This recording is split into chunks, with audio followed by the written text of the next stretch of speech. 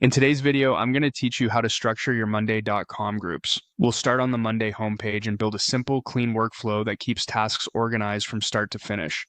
First, open your workspaces so you can see the areas your team uses. Think of a workspace as the big shelf in a library.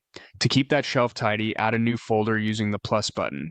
Choose folder, and once it appears, right-click to rename it to something clear, like the project or team name you're organizing. This folder is just a container, but it helps you separate different sets of groups so each initiative has its own space. With the folder ready, hover over it and find the Create option, then choose Board. Give your board a short, descriptive name that everyone will recognize at a glance. Next, pick the privacy that fits your situation. Main boards are open to the team in that workspace. Private boards are for a limited audience, and shareable boards are great when you collaborate with guests. Select the option that matches who should see and edit the work. You'll also be asked what you're managing on this board. Choose the category that best reflects your use case. It helps Monday tailor columns and templates.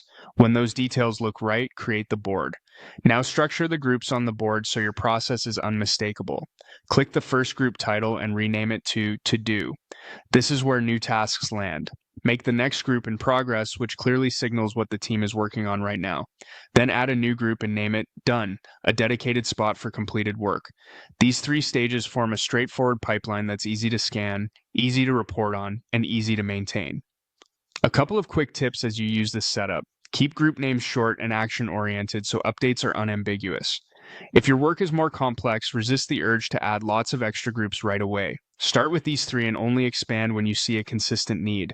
Finally, be consistent with naming across boards inside the same folder so teammates can switch context without relearning your structure.